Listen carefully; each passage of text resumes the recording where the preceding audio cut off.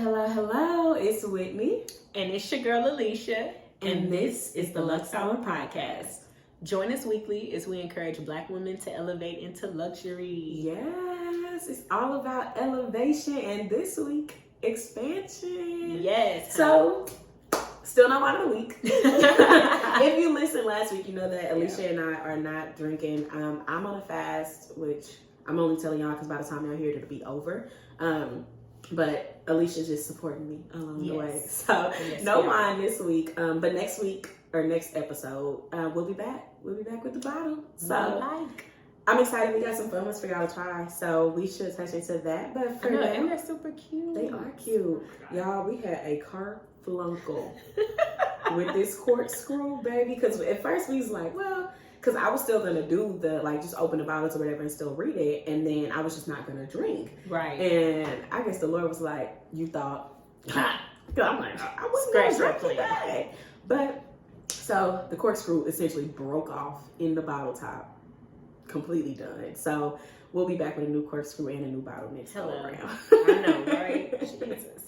But until then, we got treat of the week to talk about. Yes, we do. And for those of you ladies who do not know, the treat of the week is simply what luxury that you indulged in for the week. We'd like to share ours with you. And then, of course, we love for you guys to share in the comments what you've been treating yourself to lately. So, Whit, what about you? What did you treat yourself to? So, I was actually just telling Alicia, y'all gonna be mad at me for using these fake treats back to back, but my birthday is coming up, so I'll have some real treats the next couple episodes. But so if y'all remember a few episodes ago, I went through this whole container spree, and I I organized my whole house. I'm talking about laundry room, under the kitchen sink, under the bathroom sink, just containers, bathroom drawers, keeping everything super cute, plexiglass, clear containers, very clean, just a nice streamlined living quarters.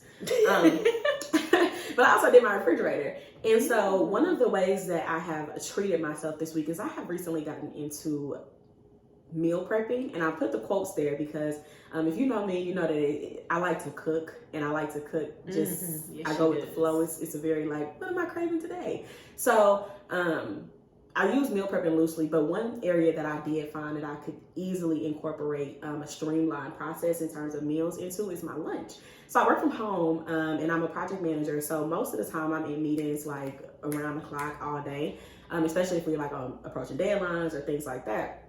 And so I found that I can streamline my lunch by meal prepping. And what I wanted to do was have a salad bar in-house. So I used a whole bunch of plexiglass containers. I bought all of my favorite ingredients, anything that you could think to put in a salad.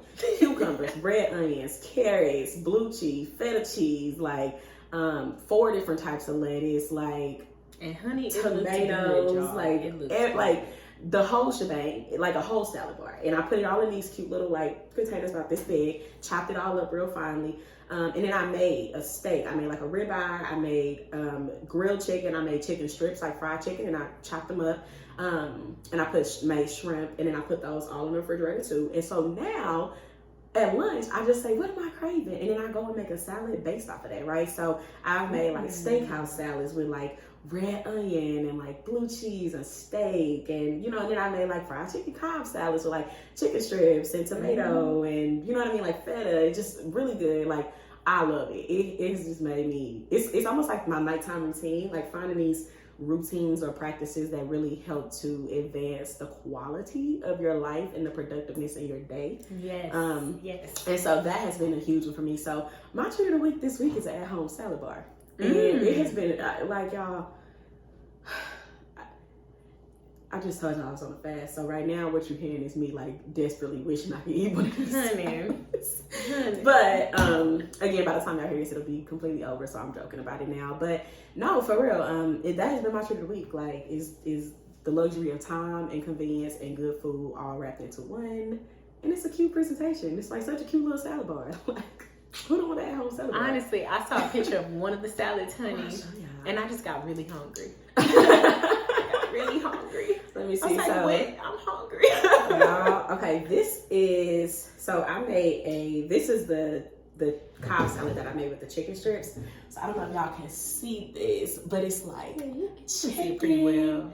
It's so good, y'all. Oh my gosh, so good. So Anyway, highly recommend if you're looking for a meal prep strategy or something like that. That is an easy way to do it. If you want to just do this, especially for like a detox, like, I mean, probably not the fried chicken salad, but I mean, it's 2 chicken strips, and I made them at my house. You know what I mean? So it's still relatively healthy, because what I really want to transition into this year is a complete whole foods diet. So I want to phase out like all types of just processed food, fast food. Like, I don't even eat really a lot of fast food now. My way from cooking the food that I eat.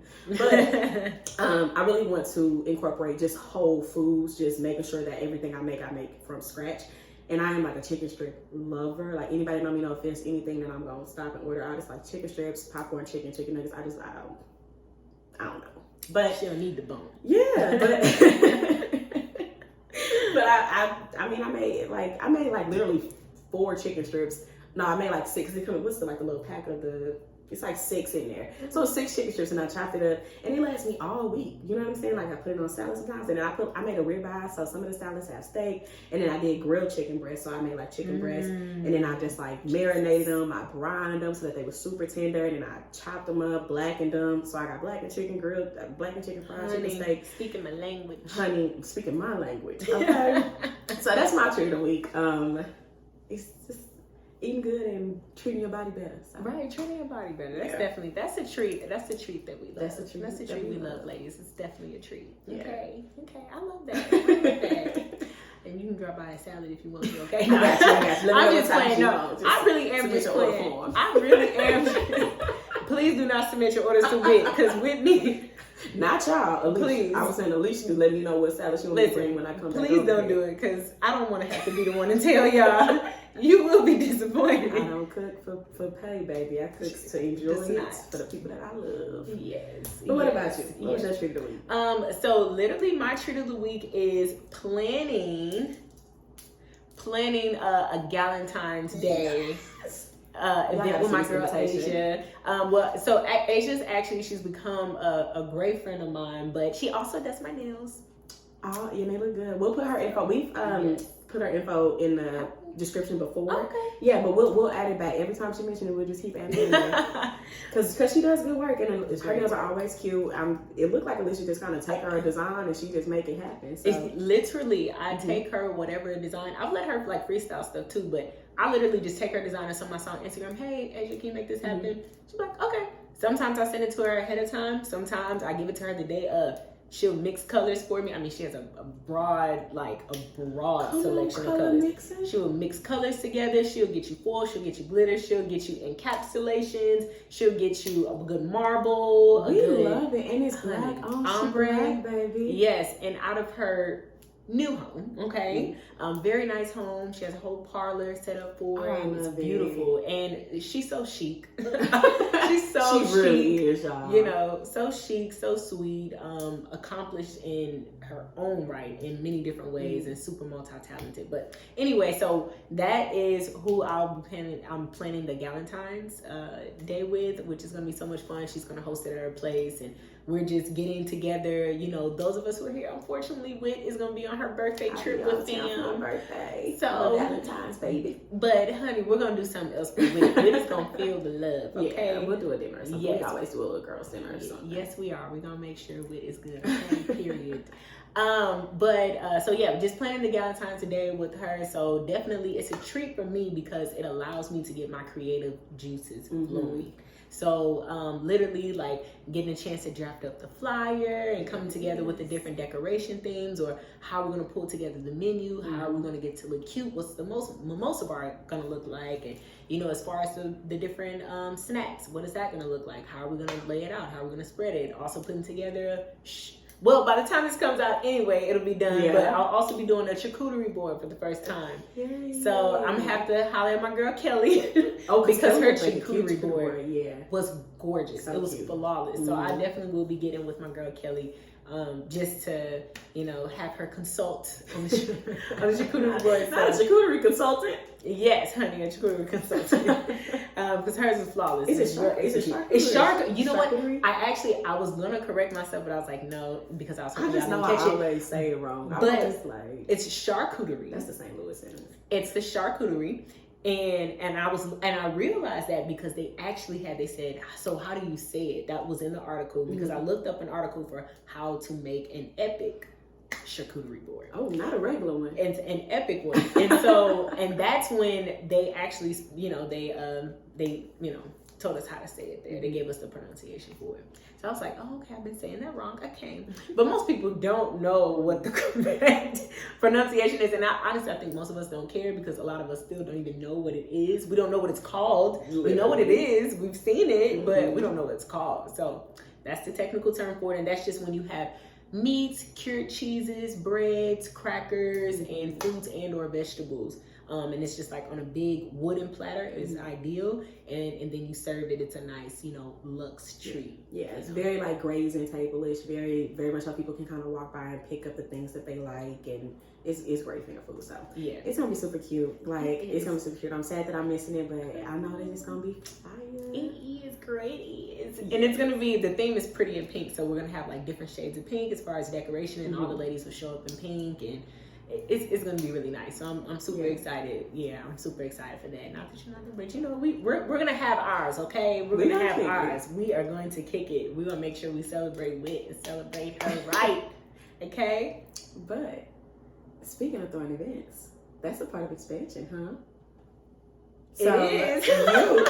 So we are getting this week into expansion. So we are talking about expanding our businesses, and what that looks like for you, for the average entrepreneur, to expand, to move into new territory, to grow your business, to jump out kind of on a limb and do something new. And one of the things that you want to do is event planning. So this is like, not event planning, but you want to host events things like that. Yeah. So this is like step one, baby. It definitely is. Kind of play, kind of business, Yes, so, and that is the reason why when the idea, because it was brought to me by Asia. So, because she said, well, I know you're going to dabble in events. I know we talked about doing like a Valentine's Day. How about we just make it an event? And, and she has her, her fashion and different things that she's influencing with. And, I'm trying to step up my personal game, not necessarily for an influencer, but I just want to be a point of impact.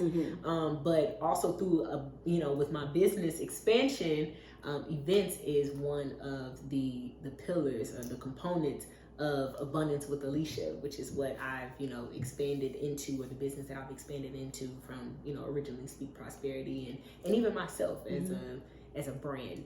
So I've expanded myself as a brand into Abundance with Alicia. And so it's nice to really take this moment and say, you know what? If I said I'm going to step into this arena, okay, I have to step. I can't come up with the excuses as to why I can't get it done. I just need to get it done.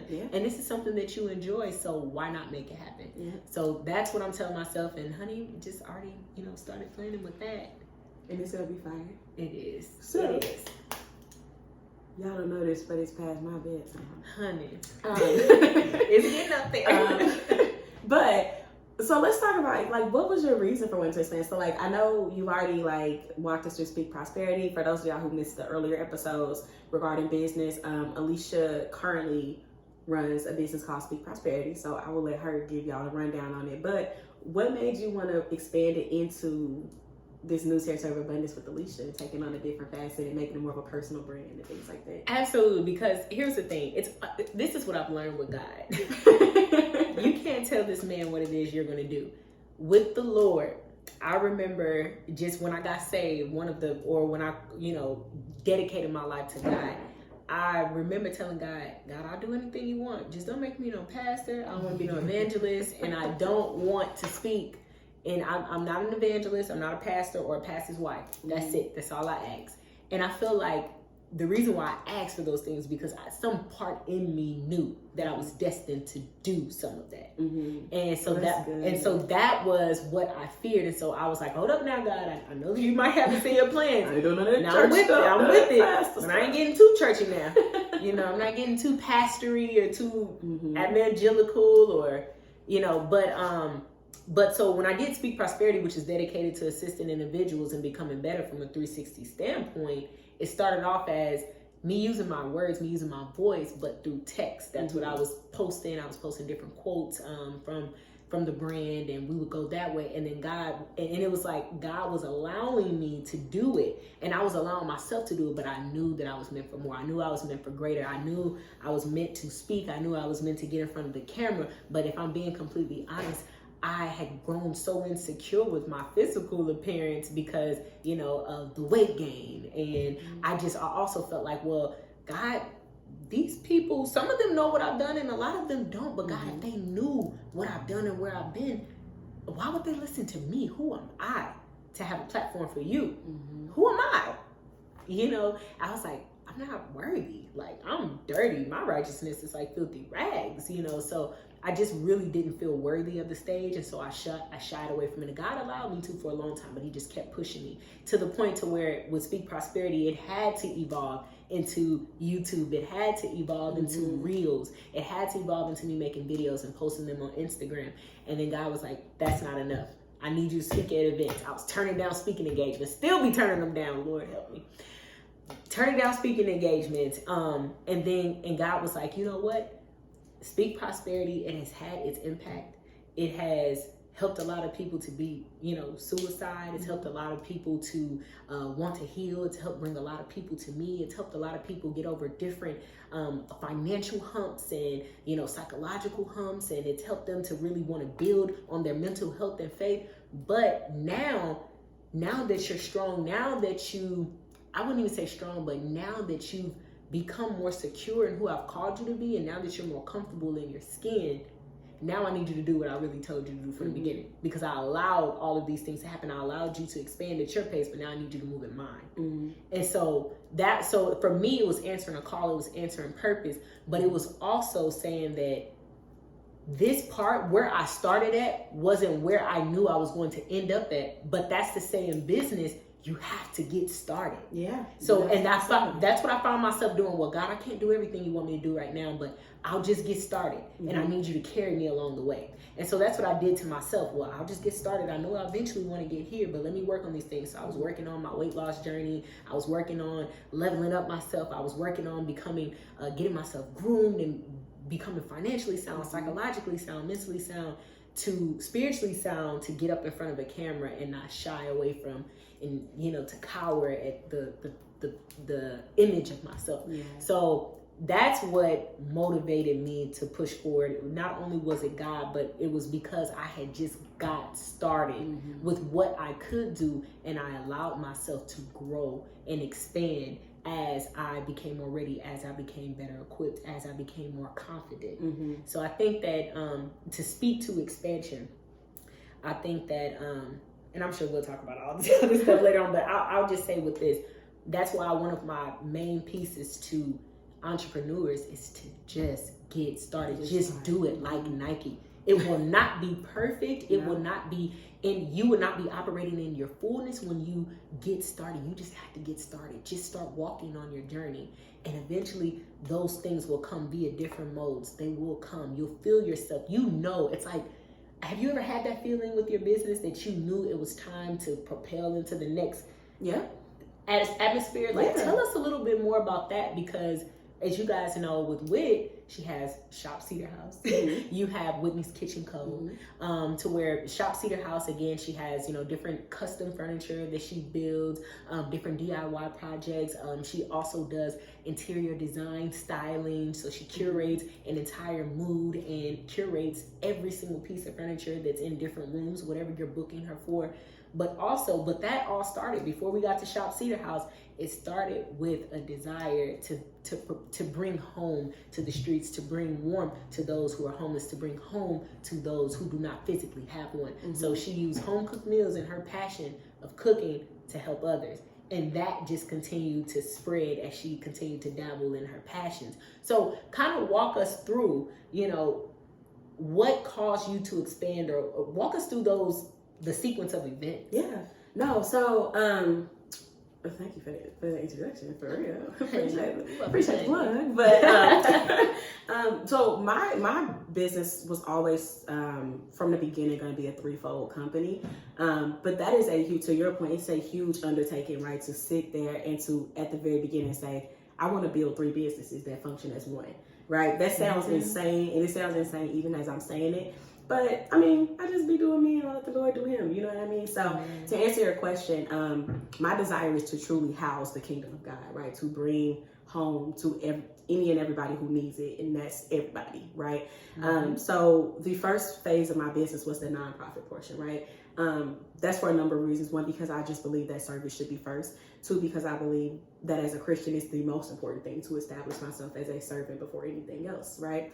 And so Whitney's Kitchen Co. was truly established at a time where I was moving downtown. I think I've told this story before, but we were moving to this beautiful townhouse, like... Oh, by the market, right? Yeah, by the farmer's market. It was downtown, like... It was gorgeous, y'all. Flawless.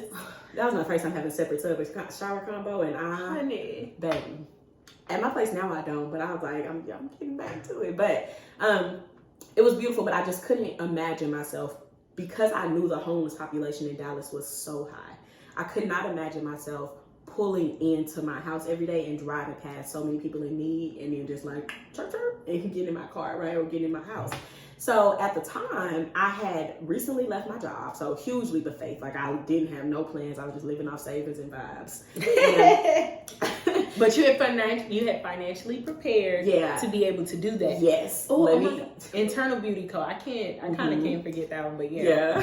Which is, it's going to, okay, so it's a long journey, but y'all just put your seatbelt on. Okay. So I left my job, and I was like, I don't know what the heck I'm going to do, right? Like, but I could feel the Lord telling me to leave and just be with him, right? So I did that. To Alicia's point, I was financially in a place where I was able to do that. I paid all of my bills and expenses like 6 months in advance, and then I was just kind of living off savings. Like, so I was in a place to do that. I don't recommend anybody just leave with nothing unless you know the Lord told, unless you was at a burning bush type of thing and the Lord told you that. But I was just at home, right? And you think like, what am I doing? At some point, a week or two into it, I started watching this show called Guys Grocery Games, right? Now, the premise of the show is on Food Network, and it only come on in the middle of the day. But they put like 4 people in this grocery store, and they give them a small budget. Like, they say, okay, you got $14 to make a gourmet dinner, and you only can shop in aisles 379, right? So it's stuff like that. So they have to, it's like, well, this is the canned tuna aisle, and then the bread aisle, and then the dessert aisle, and I gotta make a gourmet dinner for $14, right? And so it was all these types of games, and I was like, I could do that, right? So then I started going to Kroger, y'all. I went to Kroger so much that I knew everybody at my local Kroger at that time by name. Like the man at the butcher, like, hey Dave, he'd like, hey Whitney, what can I get you today? Like, literally, I was in there every day with the stay-at-home moms at like 10 a.m., 11 a.m. And I would just be challenging myself, right? Like, now I have always cooked because I like to eat, but cooking was never like I wasn't like oh, let me hop in the kitchen and cook. Like, you know what I mean? Like, it was more so like, if I'm craving this thing, then I can cook it for myself. But I started doing these Guys Grocery Games, and because I was at home, I was posting it, right? So I was like, I made these crab cakes, or I made this. Honey, we were tuning in, okay? Baby, the people were tuning in, blowing me up like, girl, we need cookbooks, we need eat recipes, we need you to make videos, YouTube videos, whatever, like, recipes, can you sell this? Do you cater? Like, so many inquiries for that. And at this point, I'm like, listen, y'all, I'm only cooking for Guys Grocery Games. Like, this is just something I'm doing to keep myself entertained during the day, essentially, right? Because at that time, I had actually started a company called Internal Beauty Co. And you can still log onto the Instagram page and see it. But I was making candles and face masks and natural like beauty products. Ooh, that turmeric, that rose water, and that turmeric mask. Yes, like, oh my goodness, I loved it. That was my baby. Now. From a logistics perspective, candles are very heavy to ship though, right? And so I had it was on Amazon and everything, y'all. And people were ordering candles from all over the place, but I was breaking even. So I was making candles all the time, but the shipping was like, it was like $14, $15, $16 to ship the candles, right? And so by the time you add that to the cost of materials, it didn't make sense to keep doing it, but it didn't really matter because right around the time where I was doing Internal Beauty Co., I also was cooking and doing the Guys Grocery Game stuff, right? So I did that for a few months. I was kind of doing both. Really just getting my hands wet in the entrepreneur space with the Internal Beauty Co. and just doing the things that I loved, right? Like, I was just hand making products. I was in the kitchen cooking. Doing graphic design, right? Just building websites, stuff like it's literally just living in a space of creativity and just flow. And our lease was up. At the time, I had a roommate, my best friend Kelly, who we talk about all the time. But we lived together at the time, and we were about to move into this townhouse downtown. And so I was like, the people asking for recipe books, the people want step-by-steps, and they want YouTube tutorials. But if you know anything about cooking, you know that to make recipes, you have to recipe test, right? Yeah, so if I'm going to write out a recipe and sell to people, I need to make that thing 4 or 5 different times. Even just making tweaks like doing it with 2 eggs instead of 3 eggs, or adding an extra half a cup of milk, just to really make sure you get the perfect recipe and that you get it perfectly, and that you can read it off to somebody else in a way where they can follow your steps and do what you did. Now, y'all know Black people don't cook with like measuring cups and teaspoons. We know we cook it off the spirit of the ancestors. Baby, we just do a little. We be like, grandma used to shake it like this. Exactly. And so we just, literally. And so when I was running into that dilemma, going back to about to move into the townhouse and thinking like, there's so many homeless people downtown. Like there's so many people downtown who are unhoused, who don't have a place to lay their heads. And especially if you're familiar with the Dallas area, Deep Ellum is like the peak pinnacle of that, right? Like Deep Ellum is like really where they be kicking it, right? Because across the bridge, that's like their kind of territory. You can see there, like they have their camps and everything like up under the bridge.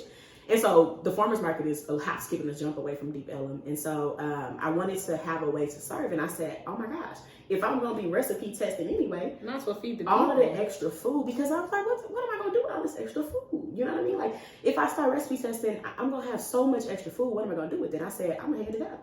I said, they don't know me as the lady that bring plates. They don't know me as the one that drop off the mac and cheese and the sweet potatoes and the turkey, like for nothing, right? And so that's what I did. I said, okay, fine. If that's what I'm going to do, I'm going to do. If y'all never made one cookbook, okay? Now I do have on the Luxe website, I do post some recipes there, but I never ever ended up releasing that cookbook. I fully started just making the food for them, right? And so then I would literally cook all of this food, I would pack it up, and then I would just go out and I would be with the community, I'd be with the people, I would talk to them, laugh with them. Sometimes I would just leave the food at their head if they were sleeping and go, you know, just really loving on the community. And I love that. I love that so much. And that's how Whitney's Kitchen Co. was born, right? Because I knew that apparently I was going to do something with food, but who knew what? So fast forward, of course, I kept working there. I began to serve more and more people, made more and more meals. I started off literally making like 10, 11 meals at a time. And honey, it was 25, 30. Now I'm at like 35, 40. So, and I'm hand make this all in my house and I package it up and all this good stuff. So that's Whitney's Kitchen Co. That's the nonprofit portion, right? But I always knew that this business would be threefold. It would be for profit as well. Exactly. Because if you know anything about nonprofit, that any money that I make, donations that I receive, all of that has to go directly into the business. It has to go right back into the mission. I'm not trying to keep working for the rest of my life. You know what I mean? Like, and I'm just a business-oriented woman, and I have multiple interests, right? And so I knew that I wanted a for-profit side, and that's where the Cedar House is. So the Cedar House is, so whereas Whitney's Kitchen Co. is me bringing home to people without homes, with the Cedar House is me helping people with homes, make their house a home, right? So on the one hand, you have people who are completely unhoused, and I'm just bringing them comfort, right? But then on the other hand, you have people who have a house, and they need comfort in the same way, but it's just a little different, right? So I'm helping decor, right? Furniture is super expensive. A lot of people my age can't just afford to furnish their house. But what I was doing was DIYing it. So if people were like, hey, I need a bedroom set, somebody got an old bedroom set from around the corner, or people are moving and they leave it out at the dumpster, and I would take that furniture in and rehab it, like completely rehab it, completely bring it back to new, paint it, sand it, refinish it, new hardware, whatever. And I'll make these brand new furniture pieces, and I started selling them on Facebook Marketplace. This is an incredibly profitable hustle because I'm not paying anything for the furniture, right? So if I pay for my materials, but the furniture itself, I literally just find it, or people give it away, or people are moving and leave it on the side of the street. And be like, thank you. Yeah, and there's to me that's sentimental as well, because if you've noticed, it's this common theme of things that are abandoned, or things that are cast aside, or things that are left in the cold to bring it into warmth, right? Even furniture, whether it's people who have a house but not a home, people who don't have a house at all, or furniture that somebody has decided no longer fits their home, right? I can make it beautiful, fix it, and find a home for it, right? Yeah, but with that came, of course, decor, because people were watching me decorate my own house, right? So I moved into around this time when the Cedar House came out, and this is a drawn out story, y'all, but I'm almost done. when the Cedar House came out, I had just moved into my own town. So at this is a year long. This is years in the making. So that's why it's so long, because I didn't cover like 2 years. Different multiple businesses, but they all roll into one parent company, Mm-hmm. which is what I'm establishing now. Is the actual parent company. But of course, you want to get all of your ducks in a row for each individual business. Like, especially for a nonprofit, like, you have to go through IRS clearance, and you have to get the 501c3 designation. You have to make sure that you are registered with your state, with the federal government. Like, it's a lot that goes into it. On top of figuring, I was self-financing this, and at this point, the savings only last you for so long. So I was back working, for sure. But anyway, I had just moved 2.5 years later. I'm no longer really actively doing Internal Beauty Co. But Whitney's Kitchen Co. I'm still doing avidly, right? And I moved into my own place, beautiful townhouse, and I was like so excited to decorate it, to set it up, you know what I mean? Like, to make a home for myself.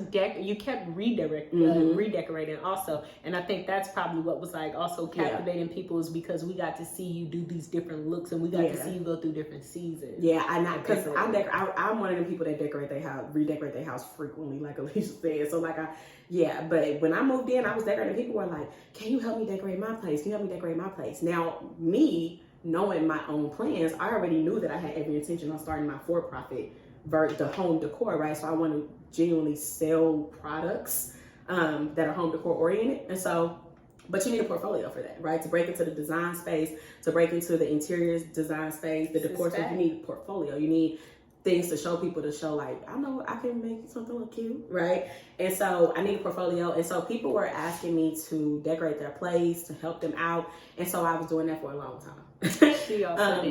She also did, I did.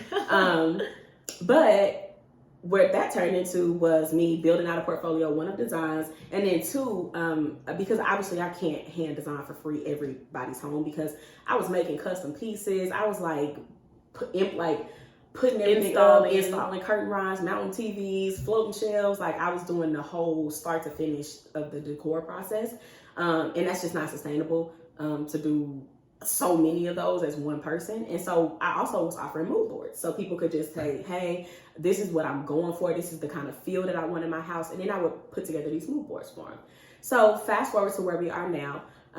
I spent a full year last year building a portfolio, right? Building up content, building out the Instagram, building out the website, really getting the Cedar House established. And so this year, to answer your question, I am finally expanding back into product sales. Yes, so ma'am. I am making everything from scratch. It's going to be the Brandon Blackwood of home decor. Like, imagine a site where you can go on and choose whatever fabric, whatever texture, whatever color pillows you need, decor pillows, home candles, blankets, everything home decor accessories. I'm making it, so I'm very excited. I know I told y'all a few weeks ago that I bought like a whole sewing machine, so I've been setting all that stuff up, but that's where I'm expanding to now. So to answer your question, what made me expand was I'm just moving along with the plan that I said from the beginning, and this is phase 2. Phase 3 is soon to come in about another year or so, and that's physical real estate, right? Of course, I want to have,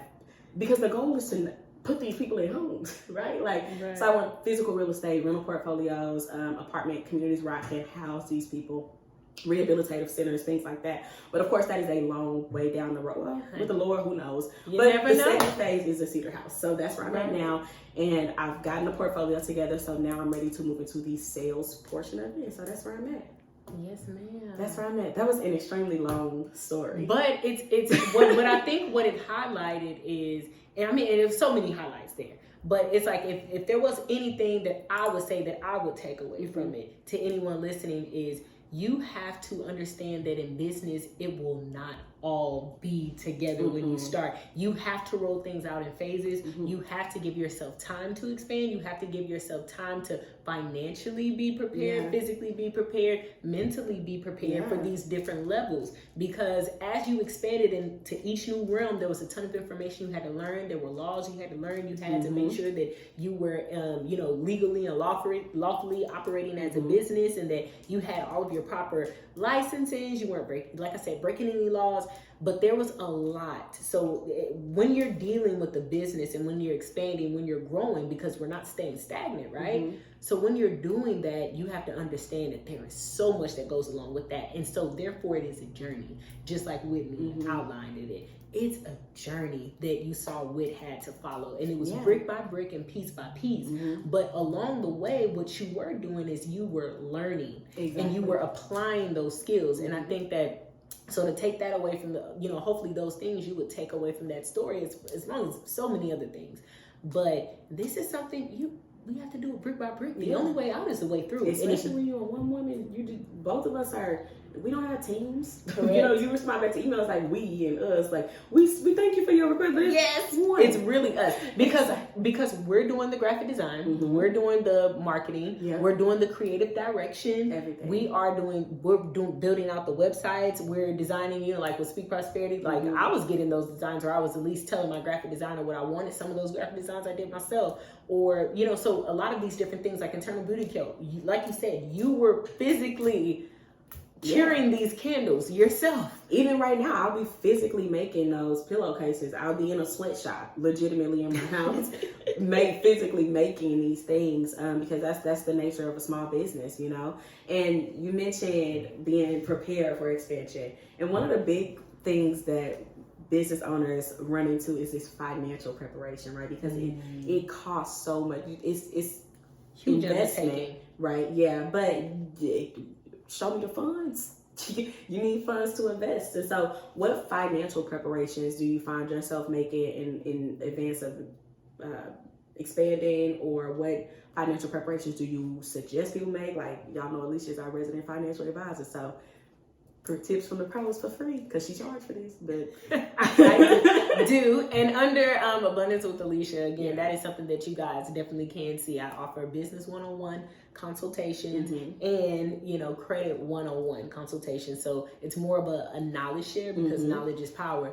But to answer your question with what I would suggest is you have to understand that in business, no one owes you anything. And it is your responsibility to make sure that you find your target audience, because they're not your family, they're not your friends. You're like, literally, they can't sustain your business. They only can do so. They only can buy so many items. Like you said, they can only buy so many t-shirts. They can only buy so many candles and chairs and blankets and pillows. There's only so much that they can buy from us. So being that you are the person that is responsible for that, understand that in this investment process, you will have to invest your time in making sure that you create multiple streams of income in order to prepare to launch the business. Because it takes money to make money. I don't care what business model or strategy that you have, unless you have an investor. And even in that case, it would have taken money to build up a powerful enough presentation and business plan to gain an investor. It takes money to make money. So my biggest piece of advice, I would say, is if you know that you want to launch a business, don't just say, well, God told me to do it, so I'm just hopping out there on a hope, a wish, and a prayer. No. What you need to do is, okay, how many streams of income do I have? How can I create more streams of income so that I can prepare myself and create a budget for this business that I'm looking to create? Because you will need a budget for the business. So you should already have your own personal budget, but you will have to create more income or cut back expenses to create more room in your current budget. I would suggest adding another stream of income. So even if that means you get in a part-time job to fund it, you do what you have to do today so you can do what you want to do tomorrow. But I would suggest creating more income, and then also tweaking your personal budget to make sure that you're able to save as much as possible, and then creating a business budget and start utilizing those streams of income to make sure that we have what we need in order to establish the business and initially launch it. So that's what I would say. Anytime that we did a brand refresh or relaunch, that takes money. You're rolling out, typically whenever you're doing a refresh or a relaunch, you're doing more photo shoots, you're doing more product pictures, or you're, coming up with more merchandise that you're selling. So, and again, you're hiring people to do different things. You're paying for ads, or you're doing your own marketing and advertising. But either way, you have to financially prepare, create more income, recalibrate your budget, and make sure that you have a budget for the business. And then it's not enough just to create that budget. You need to follow You need to follow. You need to make adjustments in that budget where necessary. And if you spend a little bit too much in your food budget, then you need to cut back in your hair and nail budget. Can I get an amen? Okay, maybe you don't need to take that trip to Paris. Sit your butt down, go to Vegas, be happy with that, and go back to your hometown. Not go to Vegas. You know, just how it is. Live They got Eiffel Tower. Hello, they sure do. So, but again, just, be smart and understand that nothing is given to you. You will have to work for what you get. And again, if you want to make sure that you're able to launch, then you're going to make sure that you have a plan in place, a budget in place. And you're sticking to it. That's really good. But I would say if I could offer a tip in terms of financially preparing for expansion is to start getting into the habit of pricing things and comparing products and services. Like even if it's t-shirts, if it's candles, like if it's for me needing to buy a sewing machine, needing to buy thread, needing to buy fabric, right? Mm-hmm. Before you just jump in, map out how much that stuff costs so that one, you can get your product pricing right. Because correct. That's the lesson that I learned with internal beauty code. Dang. I wasn't charging enough. We're charging enough. And I was breaking it. It wasn't worth it. The business wasn't profitable, right? So get into the habit of doing that, of getting used to pricing out. If you start a boutique, there's a million. Oh, I'm sorry. There's a million wholesalers out there, right? You don't want to just jump in and pick the first one. Get into the habit when you know you're planning to start a boutique, looking through all of these wholesalers, seeing what types of clothing they offer, figuring out how much it costs, what are the price differences there. Logistically. The packaging, right? How much does your packaging cost? How much does it cost to ship it? Will you be able to ship it flat rate? Are you going to use USPS? Are you going to get a FedEx or UPS? Because priority mail is going up. Are you going to have your own scanner? Exactly. Or are you going to be taking trips to the post office? Are they going to be doing pickups? Or are you going to be dropping off? You got it. So that's the type of stuff that I would tell you. Whenever you're preparing to expand, price out financially how much it's going to cost you to expand, right? Like in order to build a home sweatshop, it took a lot of money, right? Because I couldn't just buy a beginner sewing machine with, $50 sewing machine. First of all, they don't offer those. And I remember when I was younger, sewing machines did not used to cost this much. But I needed a sewing machine, long story short, that could handle thicker fabrics, right? Because if I want to do snakeskin pillows, if I want to do leather, vinyl, denim, you want to be able to sew through thicker fabrics. I don't know anything about that right now. I'm going to self-teach sewing, right? And so I need to learn and understand, one, how much does this fabric cost, right? When you think about making a pillow, how much fabric do you need for a pillowcase? Okay, so if you need a full yard of fabric, and that'll get you 2 pillowcases out of 1 yard of fabric, that means, okay, on average, the yard is gonna cost you $15, right? So then that's $7.50 a pillow, right? Like it's you just for the fabric, not the labor. And then we're not even talking about shipping. And then I say, how you gonna ship a pillow? Look at God, you can vacuum pack it, right? So luckily, pillows, blankets, I had to figure out how am I going to ship that. I had to figure out the logistics, and I had to say, okay, well, how much is a vacuum sealer, right? Because when large corporations mail out pillows, when they mail out bedding, when they mail out things like that, they mail it vacuum sealed, right? And so you have to take it out. They even do mattresses like this, where when you get it, you have to take it out and you sit it out for a day or two, and then it reinflates. But now I got to pay for a vacuum sealer. And how much does the actual plastic cost to seal the item? That's true. So all of that take into accord and really sit down and list out what all of your expenses really will be. Because I think a lot of times business owners in the early stages, they think that their cost is one thing or that their investment cost is one thing, and then they quickly realize it's more than they thought. Exactly. And then because you're so busy, and like you said, to add on to that, you're so busy worrying about, is this going to be affordable for the people that I want to sell to? It's not about the people that you want to sell to. It's about who is your target audience truly, and and guess what? Their price point is their price point, because your price is your price. Yeah. So those who cannot afford your price, well, that's just not your target audience. But you have to do what makes sense and what is profitable. It doesn't make sense to go into business that's in the red. It doesn't. It doesn't. It just doesn't. You might as well open up a nonprofit at that point. Yeah. And at least get some tax write-offs. Baby, at least. So what obstacles do you feel like pop up when you're trying to expand, when you want to expand your business, when you say, okay, I want to move into the next level or tackle this new arena or this new area? What types of obstacles do you think people should be prepared to run into?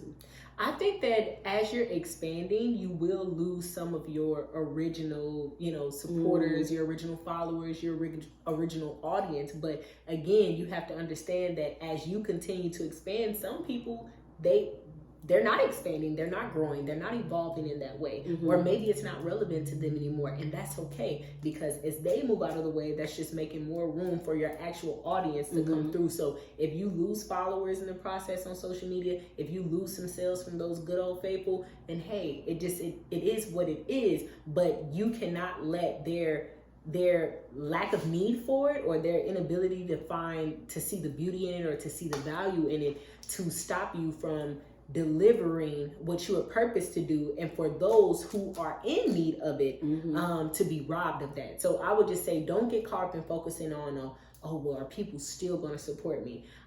Again, once you have found your target audience, it is your job to make sure that your product or your service gets out in front of them, and that's okay. That means you are going to lose some people in the process. That's just like as humans, as we grow and evolve, we're going to lose some friends, we're going to lose some family, we're going to lose some atmosphere, some environment. That's true. You know, I mean, so I would just say with evolution, with expanding, you have to welcome change, and you have to welcome a new audience or a new clientele, and you have to expect that some of the old clientele, they will drop off, and that's okay. But any transition is just going to result in a shift. And so just consider it, that's you shifting. And oftentimes when you're expanding, prices go up. And a lot of people don't like that. But again, it's the same thing. Think of yourself in dating, you know, or in anything. Should've got me when I was cheap. Right. Or honey, you should have got that chef when he was flipping burgers at McDonald's, but now he's at 5-star restaurants. Of course prices are going up. And some people, even though they understand this, they don't like it. They don't like that you did it to them, or that your business or your service surpassed them and what they're able to afford. So I would just say, don't worry about what other people can afford. Worry about the vision that God gave you, and operating in your purpose and continuing to walk on your journey. And that's something that I've seen in my own business, but also with other people in their businesses. You have to continue.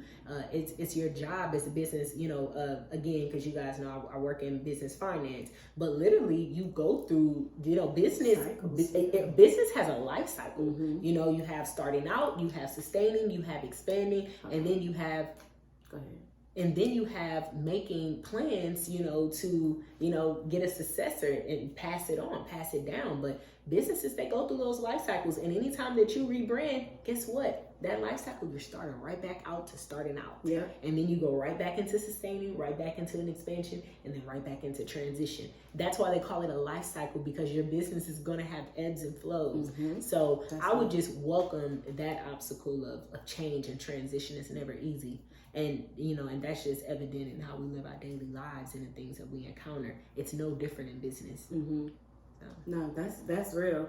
I would say to prepare to run into the obstacle of your own capacity. Like, I think a lot of times we talk a lot about how we do this by ourselves, that by ourselves, this by us. But what you realize is that it's not physically sustainable. It doesn't matter how much of a boss you are, how much of a hard worker you are, you will reach capacity simply because you only have 24 hours in a day. And so understand that the more you expand, the more you have to put processes in place to streamline your business functions, right? And so what does that look like? That looks like figuring out, do you need to outsource things like running your social media? Because maybe if like, for example, if I start sewing up all of these pillowcases and I'm in my sweatshop just grinding away, I don't have time to then make content and post it on social media, right? And I don't have, not as frequently as I would want to. Or maybe I'm trying to ship and I'm trying to shop for fabrics and I'm trying to sew. Well, now I don't have time to take all of this stuff to the post office. They right? need to come. I need a pickup service. Exactly. And so you may need payroll. Yeah, exactly. So you have to understand that outsourcing is a natural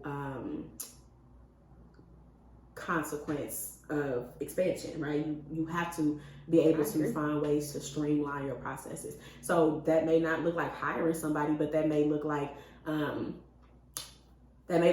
batching what you do. So maybe every Monday and Tuesday I only sew, and I sew a whole batch worth of stuff, different colors, different sizes, whatever. Wednesdays is website maintenance. Thursdays and Fridays is social media content creation, so that I can put my social media on a calendar, right? Things like having interactive social media calendars where you can sit down one day, make all of your posts for the week, and then schedule them out so that you don't even have to worry about it, right?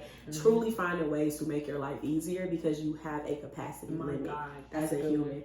That's the biggest obstacle that I feel like a lot of entrepreneurs run into is when you start expanding is they start to be like, I can't maintain this at the same level. And that's because new levels, new devils, new levels, you need new help, new hands, new growth, all that good stuff. Jesus. So that's what I would say to prepare to run into the obstacle of your own capacity. Ooh, that's such a good one. That's such a good one. I mean, because, you know, we are human. We're one person. And, you know, like you said, in business, we're just one man or one woman beings. And we have to acknowledge when we literally cannot go further or give any further. And not just in business, but in every facet of life. Because if you don't, the consequences of the fall through of your business, it will literally collapse because you can't maintain it. What about your brand? When you mentioned that one of your tips was like when you are expanding to be prepared to lose certain followers, to gain new followers, to expand your market. How do you transition your brand? And I think this is incredibly like right on par for you because you're transitioning your whole entire brand. Yeah. So literally for me, you know, it's been a little bit scary, and I even went through when you're transitioning that brand, I think that you cannot be scared or you cannot fear the shock value of, well, who is this now? Like, who is she evolving into? Who is this new you? Or, oh, you're acting brand new. Or, you know, you're getting bougie with your prices, or you're too good for the little folks. Or, you know, because, to make it make sense, what I'm saying is, so like even from Speak Prosperity, again, it was strictly faith-based content, faith-based and inspirational apparel. Again, I had faith-based and inspirational YouTube videos that I would post. And again, God is at the center of everything to do. You know, everything I do. It is because of God that I breathe, I live, that I'm mentally sane, that I don't cuss folks out. Well, it's been a long time. You know, but it is because of God that I'm everything I am, have everything that I have, and you know, that I just have my joy, my peace. It's so much. Yeah. God is everything. But at the same time, I could still see, I know it and I can feel it with some people that are disappointed that I'm not continuing to operate and flow in that space as much as I was, or that I have shifted to abundance with Alicia, which is going to be more, faith is still the primary principle. It's still the foundation. But what I'm saying is, I don't want to be, the content is different. I don't want to be confined to just the church and speaking to those who are just trying to grow predominantly spiritually. Because even though we did say, okay, yeah, teach you how to grow from a 360 standpoint, but the spirituality was at the root of it all. But Abundance with Alicia is saying, okay, that's great. And I know a lot of people needed that had impact. But now I need to speak to the full person. Yeah. I need to speak to that person so that they can live, love, create, and operate in abundance in general. And yes, faith is still at the core, but that's not the most important thing here. The most important thing is to do what we do in abundance, to become the best version of ourselves. So again, I'm just, you know, preparing. And like I said, I can already see the side, you know, comments and remarks, and, you know, different people say different things and they could mean well, but I already see the judgment of like, okay, well, have you forgotten about God? Or, okay, now that God has blessed you, you know, financially, or he's blessed you with different things that you asked him for, okay, now you're going away from him. And it's like, no. But even though I may explain how God has shifted my purpose, and how God has given me, a vision that's taken me in a slightly different direction, some people will never understand. So I had to be okay with God. When God called me, it wasn't on a conference call. And it's like you started out, it was just me speaking prosperity, right? Speaking prosperity. But then the Lord blessed you with prosperity. Now you're teaching people how to live in prosperity. Correct. You speak it and then you live it. That's the cycle of blessing. You should speak it first. And then when it comes into your life, you should walk into it. And so it makes sense that as you stepped into the new level of prosperity, that you are now shifting to teach people how to walk into that. Exactly. And you know, and I would say, you know, again, you never know who's watching. You never know who's listening. You never know who needs to hear it. You know, but you just have to trust that the vision that God has given you, and that burning fire, that burning sensation that you have inside of you, that's the Holy Spirit telling you, this is what you're meant to do, baby girl. And I would say it was so beautiful because actually a few days ago, someone who I used to work with, and a beautiful person inside and out. And they told me that, you know, through this rebranding of myself and of, you know, transitioning to Abundance with Alicia, because also my personal page is being rebranded, and because the Abundance with Alicia is an extension of my lifestyle, I'm basically speaking, hey, this is what God gave me to do, and this is what he gave me to preach and to teach, and I've applied it, and this is how he's moved in my life, and Abundance with Alicia is just the branding of that. But through that person said that I inspired them to do that. Amen. To operate in abundance, and or to live in abundance, and I was just like, yo, like that's a person I would have never have thought was watching. Yeah. You know, and again, that's a person who follows the Luxe Hour podcast and is engaged, and I was just like, Lord, I thank you. Yeah. And that was confirmation. So you'll have those moments of confirmation, but you cannot get distracted by what others do not agree or believe with on the vision and the purpose that God is giving you. Because like I said, I'm sure you guys have saw the meme, but when God called you, it wasn't on a conference call. So other people are not going to understand, and they don't have to. It wasn't a conference call. That's a word. You might make that the title. It wasn't a conference call. It was a conference call, baby. You know, so I would say that's how I'm dealing with that. And to me, so it makes sense as far as the evolution. And God gave me the vision on what Speak Prosperity was. I spoke prosperity. God was speaking that to me. I applied it to my own life, and now I'm able to live, create, and operate in abundance from speaking prosperity, operating in prosperity, walking in faith. And now I'm still there. And so I'm still talking faith, but I'm also talking elevation. I'm also talking luxury. I'm also talking love. I'm also talking so many other things. So that's what I would say. So that's the space that we're in now. Definitely the space that we're in now. I'm talking business, talking credit, you know, and things that God has, you know, blessed me with as far as knowledge and skill and experience. And so I'm grateful. I'm humbled by the opportunity, but it is hard. And like I said, I've received the comments, you know, I've seen the unfollows and, you know, on different things, or people who haven't supported that brand change. And that's okay. Because I know that I'm operating in what God has called me to. And I know that if he's called me to it, he'll see me through it, and that it will have impact. And that's what I care about, is impact. God will pay me back in a different way. I don't necessarily need anyone else's reward. He'll bless me however he blesses me, but just operate in that space. Yeah, I agree with all that. I don't have anything to add on the like emotional or like practical, like, you know, standpoint.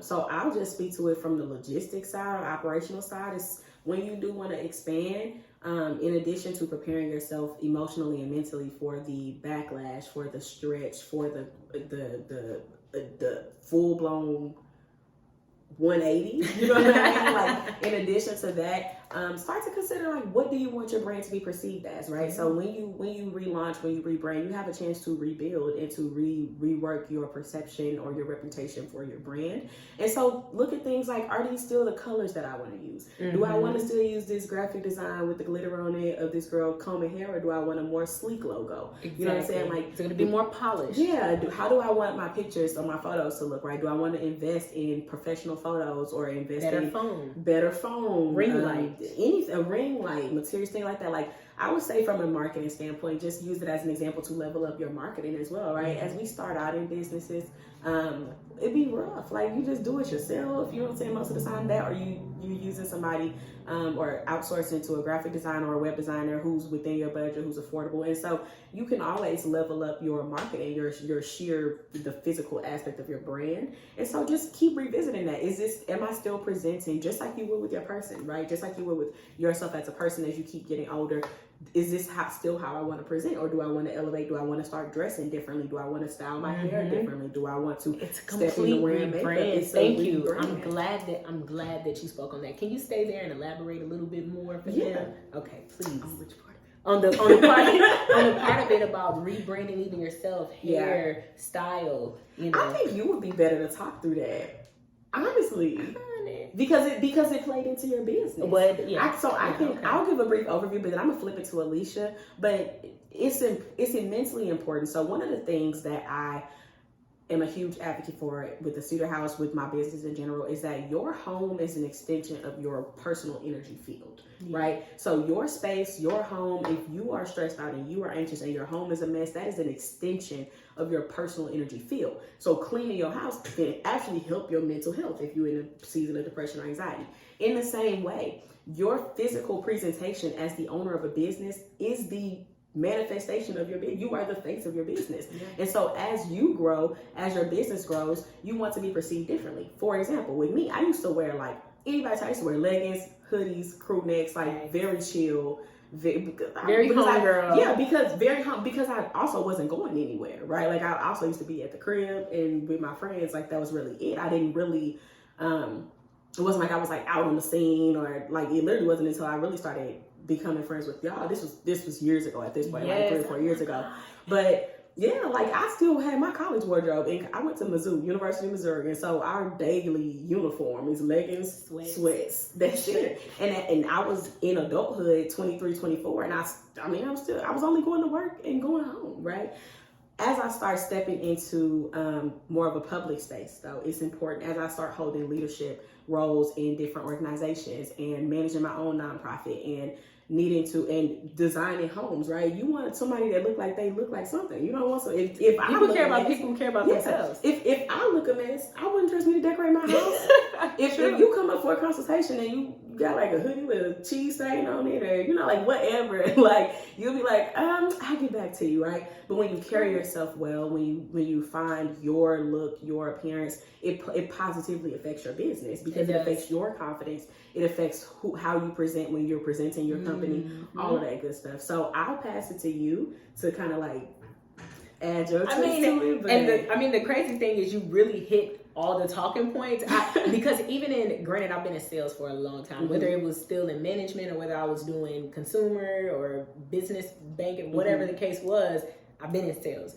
And then any good sales coach will tell you, you look good, you feel good, you sell good. And why? Because people like people who care about themselves. People like people who look well put together, who look polished, who look like they actually put some thought into their appearance. They feel like you're more amicable and they feel like they can trust you more.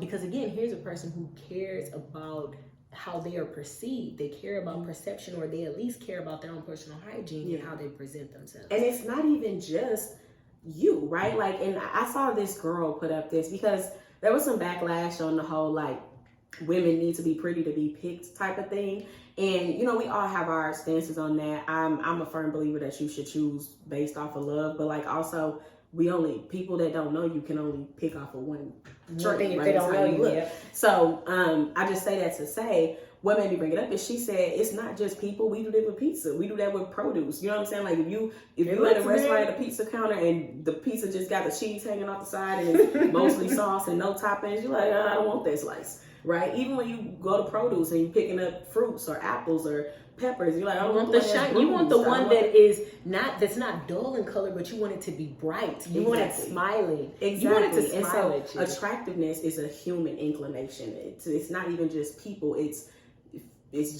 something that looks well taken care of, or looks or even good. That puppy that's at the puppy. The cute puppy. Yeah, you want the cute one. Give me that. Yeah, you see the one that be like drooling out the side of his mouth and like cracking on the floor, running to the corner and chasing other puppies. You're like, this puppy got a lot going on, right? But you see the cute little one at the window, like, it's smiling and happy. You're like, this one like me. No, you like that one. Exactly. And that's what it is. And we don't even realize, but you are a walking brand. The way that you do your hair, the way that you do your makeup, the way your style, your grace, your demeanor, your aura, your smile, your energy, all of that factors into you as a brand. You are a brand. You as a person are a brand. So you have to make sure that is, to your point, a reflection of who you are and what you stand for. And by looking at you, I should be able to get an aesthetic. I should be able to get what's important to you. I should be able to get what you're into. I should even almost be able to guess probably what industries or fields you could be in. Yeah. I should definitely be able to guess, for the most part, but not all the time. But a lot of times you can get a hint for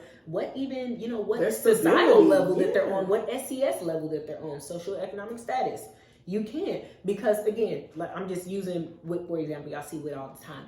Wit is a timeless beauty. Oh, You'll always notice with all of her pieces, how she does her hair, her jewelry. It's very classic. It's very timeless. It's very chic. It's very effortless. It exudes grace. This is the Michelle Obama, okay? So when you look at that, but that's what her brand is very much so given. It's given a modern Michelle Obama that is a boss, soft, feminine powerhouse. So she gets to embody all of that by the brand that she represents. So you have to really think about, okay, how do I want to perceive the stuff that I wear? And so me, don't get me wrong. I for the most part, I'll show a little bit of cleavage, but for the most part, I do show cleavage. But I like to be, it's a little sassy. It's a sexy glam. It's a sexy, classy. It's showing that, because it's just like you said with Speak Prosperity, right? You can love the Lord and be wealthy. The Lord ain't broke. So a lot of these kids be broke. And at the same token, you can be a Christian woman and be sexy. You can be a classy woman and be sexy, right? Like you can be a little modest and you can show a little skin, you know, and that is true. Because even like any styling rules will tell you show one or the other. You either show cleavage or you show legs, right? You show the back or you show the front, but you never show both. Does that make sense? And so, absolutely, and that's true, and it's a huge trend right now. Like, I mean, people don't even understand what fashion. I love fashion. So even with a huge trend right now is cutouts. It's not even necessarily that it has to be your stomach out, cropped out, because I don't have the body for that. But you know, there's cutouts on the shoulder. There's cutouts here. So skin in fashion, they typically they do go hand in hand in a lot of cases, but not all the time. But yeah, so we have different looks. Like me, it's more of like it's like a subtle sexy glam. You know, again, you'll never catch legs and cleavage and you know all of that. But again, we just have different brands, but you have to be able to say, okay, this is how I want to be perceived. This is how I want to present myself. And this is what I want people to see when they see my brand. Yeah. So it is important when you're looking at your business Instagram, but also you as the owner, that's important. That should be aesthetically pleasing. And it should, like you said, to your point, it should tie all back in.